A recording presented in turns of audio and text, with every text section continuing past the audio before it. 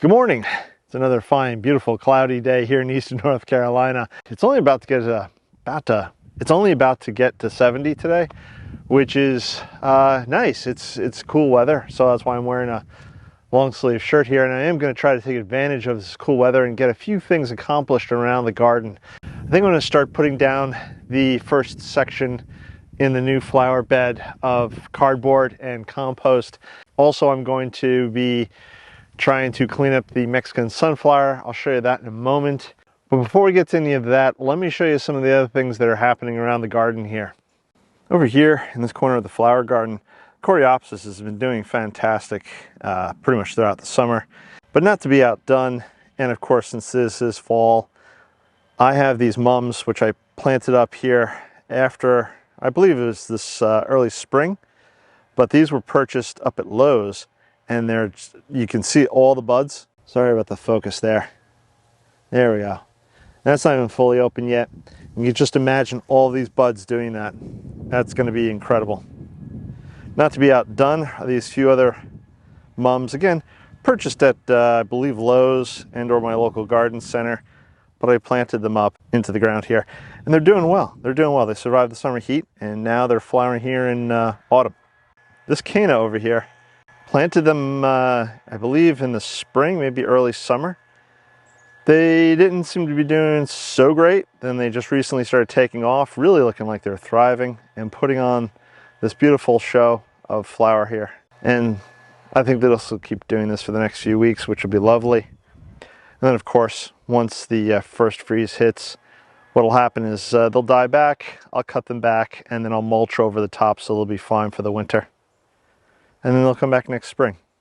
Let me show you a couple other things that are happening over in the flower garden too. Hey, if you caught that last video I did, where, I think it was Monday's video, yeah, I had a bit of a sore throat. So I did the whole thing with no dialogue. It was just ambient noise of me digging and grunting and planting 2 oak leaf hydrangeas. If you haven't checked it out, please go check it out. I got a little creative with it. I threw in subtitles at the bottom. Let me know in the comments if you liked it, didn't like it. Maybe you want more of that sometime in the future. I don't know, but let me show you some of the stuff that's happening here in the vegetable garden. If you noticed, I have this black weed fabric down. Now, I'm not a big fan of weed fabric for various reasons. One of them is it's not really recyclable. To try to put down all the cardboard that I would need to help kill off the grass in this area would be virtually impossible. I shouldn't say impossible, it's just incredibly difficult. So the weed fabric comes in useful.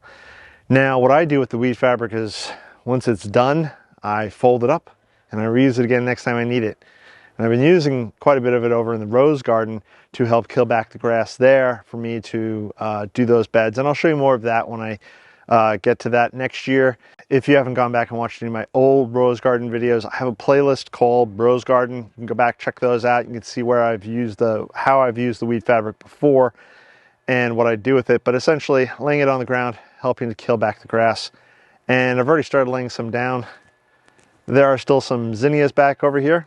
My wife planted these zinnias. They kind of got eaten back by the deer, but they have sort of rebounded, and they're putting on a decent enough show right now. We're in the fall, and I'll let them go again for the next few weeks. No rush, but eventually this strip right here in between these 2 rows of weed fabric will all get covered up as well.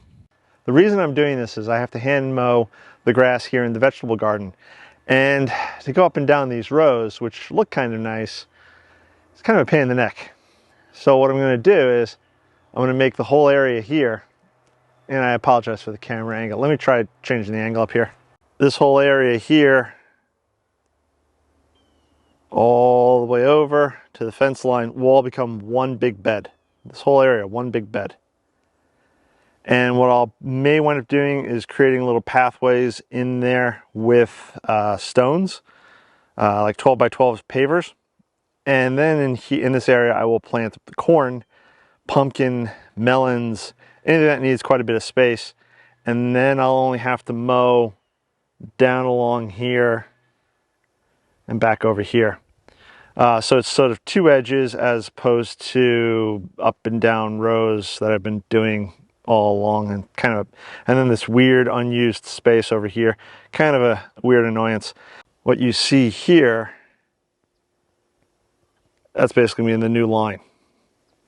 And if we stand in front of the greenhouse, it's a little more symmetrical than it was before. Hopefully you can see that. Now, one of the things I was thinking about doing, and I probably will wind up doing it next spring, is I have the 2 lemon trees and an orange tree in pots up on the deck. Now, allegedly they're cold hardy up to a point. I'm not sure. The 2 lemon trees seem to really get their butts kicked this year, or I should say this past winter. And they got hit bad by frost, and they seem to have died back. And I thought that they were done. Well, they put on a lot of new growth, and they're quite healthy now. So what I'm thinking is for this winter, I'm going to put them inside the greenhouse. But they're getting kind of large, and they're only going to get larger. I think I can keep them in pots for a prolonged period of time, for years, but I may have to get bigger pots at some point.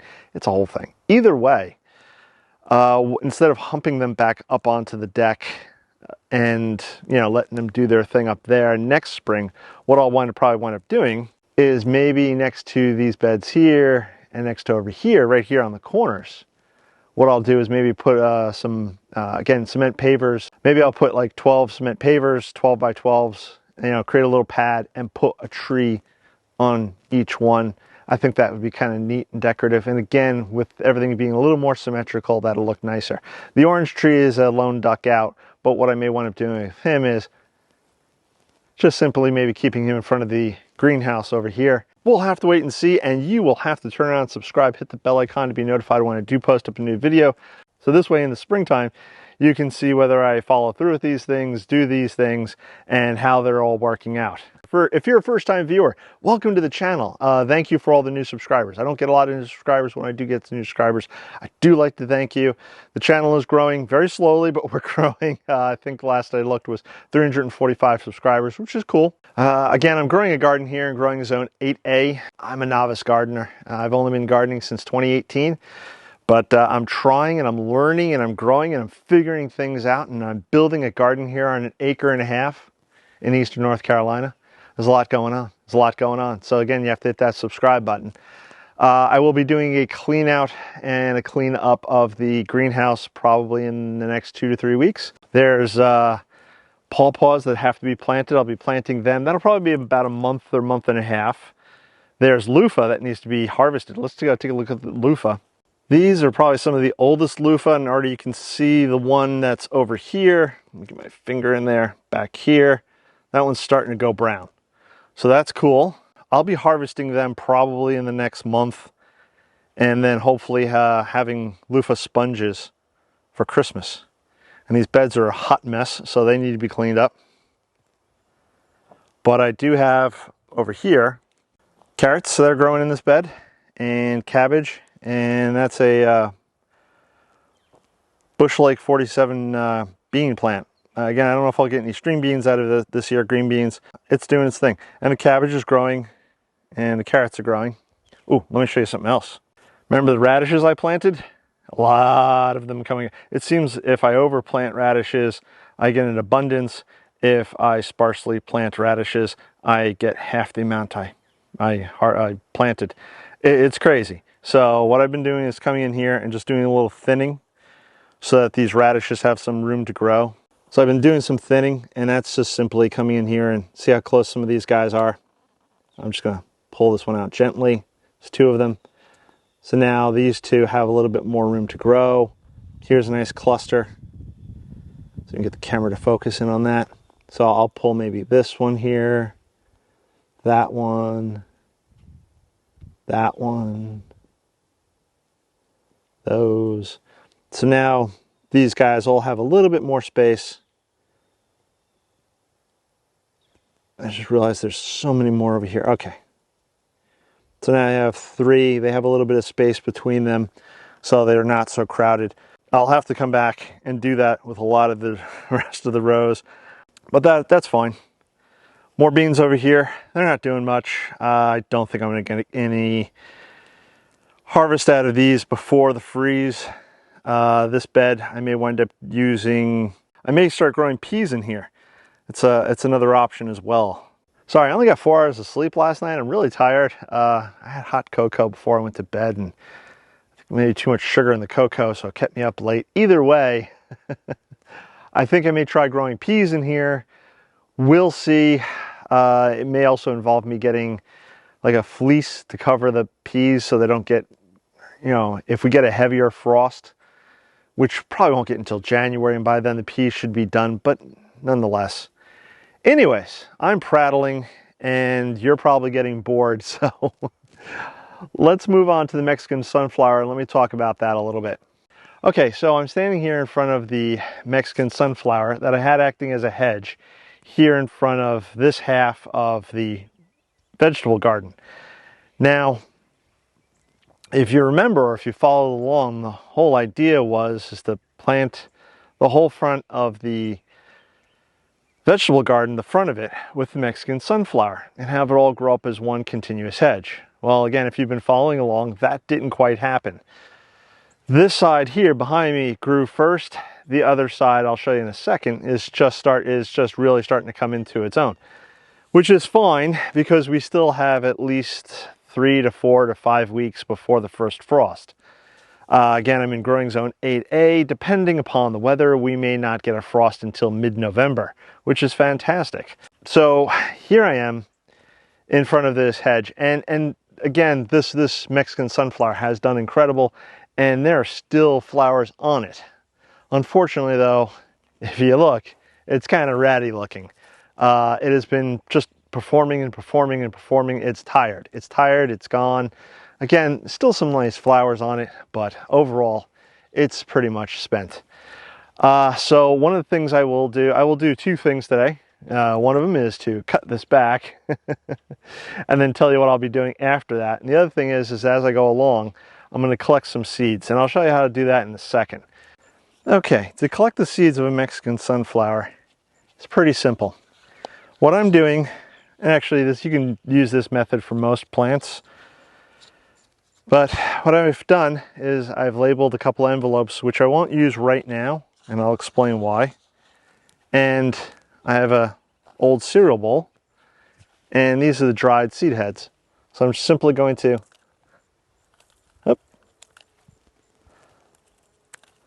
snip them off into the cereal bowl. And I'm looking for the really dry ones. Any ones that are really dry. So they should look, if the camera focuses, there we go, should look something like this. And what you could do, you have to be mindful, these are a little sharp and pointy, but you can run your finger over and you can try to, that one's not cooperating, maybe this one, this one I think is better. So, I don't know if you could, there you go.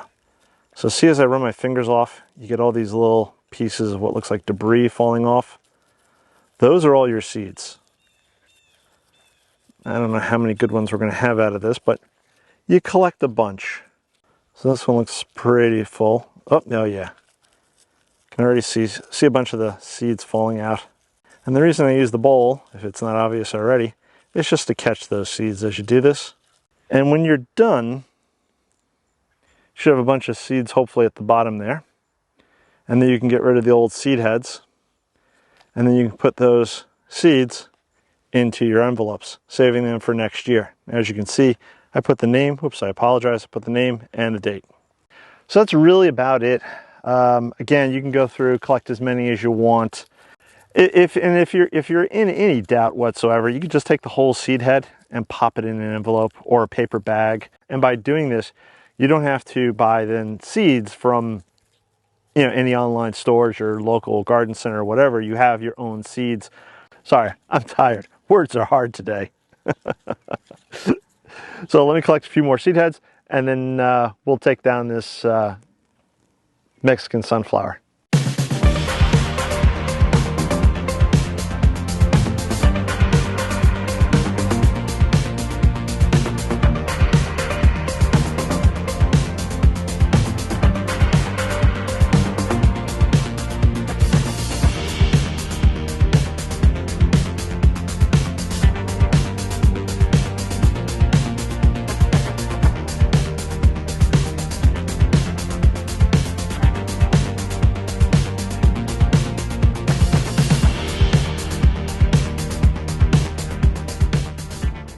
Alrighty, I cleaned out everything. There was one stump that just didn't want to come out. I'll let that rot over the winter. I'm sure it'll pop out by midwinter, early spring. But I want to show you something that's going on the other side of the fence, which you may be able to see now, but maybe not. If we come in close, there are new baby Mexican sunflowers popping up everywhere. And this is because obviously some of the seed heads dropped their seeds, and these little guys just started sprouting up everywhere, which is great. Now, these are not frost hardy. They will die back with the frost, so I'm not going to worry too much about it. And if you're still with me at this point of the video, thank you. But behind you guys, more Mexican sunflower.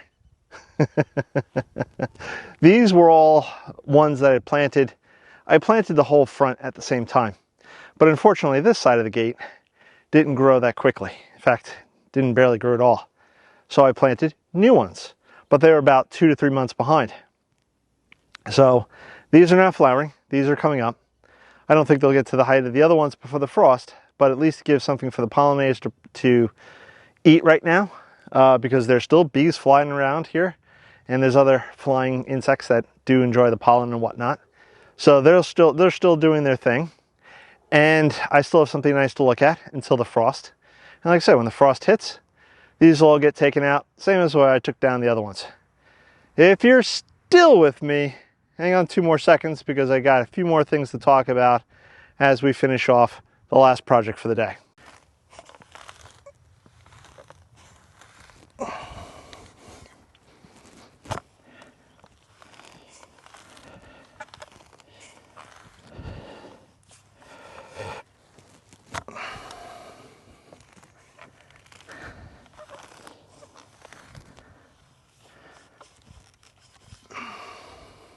What I was just doing now is broad forking the ground. There's several different methods and ways you can use a broad fork. I was kind of using it I'm using it just as like a big aerator. Essentially, the tines are about 12 inches long, so I'm driving them in as deep as I can, rocking it back and forth. It breaks up the grass roots a little bit, and then also, again, sort of opens the ground up. I already put down gypsum before we had rain yesterday. We only got like less than a quarter inch. It was pretty sad, but I put down the gypsum. That then starts to do its thing, starts to help, I guess, loosen the soil, hopefully. And the next step I'm going to do is just put down cardboard on top of the grass that I have growing here. The cardboard will then help to kill off the grass that lies underneath. It's the same method I did for the rest of the flower beds here. If you haven't seen those videos, go back. Please watch those videos. I put down the cardboard. I put down some compost on top of it. Today, I'm not going to worry about making the compost pretty. I'm just essentially going to use it to help hold down the cardboard, and then I will over the subsequent weeks be smoothing it out.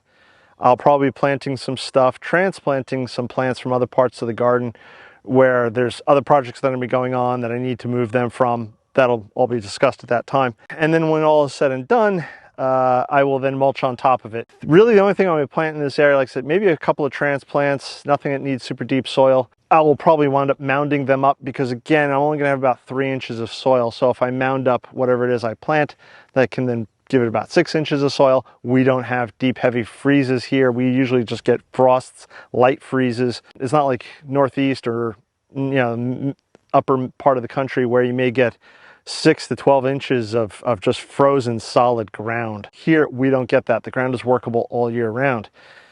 That being said, you don't want any young plants or bulbs or anything else essentially to be too close to the top of the soil where they may get damaged by frost. The other thing that's going to happen is that the cardboard that I'm putting down today and the grass material beneath it, it all rots, it all dies. And then it gets incorporated into the ground below.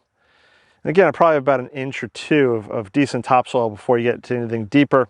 And that's just, clay, silty, mud. But again, anything that I put on top will eventually migrate its way down into the lower levels over years. This is not going to happen overnight. This takes years, maybe 10 to 20 years in some cases, but the earthworms that are there, they will come up to the top. They will see the good compost and cardboard and whatnot, and they will start pulling it down.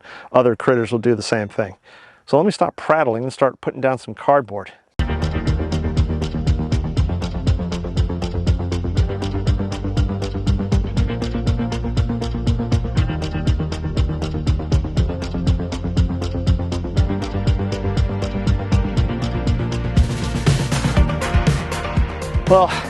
that's where I am today. I put out the cardboard for the first section. I'm not going to go any further than this today. A little further down, I'm going to dig a hole for gladiolus that I have in pots on the back deck. I'll be transplanting them into the ground, so I'll need a hole over here someplace for them. And I'm not exactly sure what's going to go in here. Maybe some bulbs, definitely some transplants. We'll see as we get along. I also don't want to go any further than this right now because I want to wet all this cardboard down. I don't think we're supposed to get rain for like the next week or so. So I do definitely want to wet the cardboard down. And then of course I'll add more compost and I'll spread it all out and it'll look pretty in the end. Again, if you haven't seen my other videos where I do basically the same thing for the other garden beds, please go back, watch those. They're out there. Yeah, so I did mention a challenge in the title someplace. So here's my challenge to you guys. Oh, I actually got this from Heart and Gardening. I think that's the name of the channel, or Heart and Gardening Homestead, something along those lines. I'll put it over here. What she said is more people need to garden. More people need to get into gardening. More people need to learn how to garden. And she's not wrong. I think if more people actually knew how to garden, the world would probably be a much better place. Although nowadays, I'm pretty sure you'd still have people arguing with each other over which tomato is the best or which carrot grows better. I don't know. But here's what I do know. You don't have to be an expert to know how to garden. You don't have to do courses or classes or say you have a green thumb. So here's the challenge. I want you to start gardening, but I'm gonna start you off easy. And this is the easy challenge.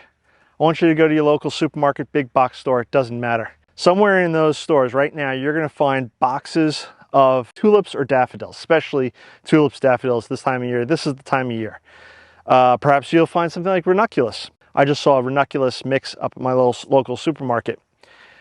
Now, I'm not even gonna ask you to tear up your, okay? What you can do is you can turn around, get yourself a pot. It can be plastic, it could be, let's say you have an old wash bowl or basin or something like that. You could even use that. You don't have to really go out and spend any money other than getting yourself some bulbs. And again, if you get them at the supermarket or big box store, they're relatively inexpensive. So then what I want you to do is just put 3 to 4 inches of soil at the bottom of that container.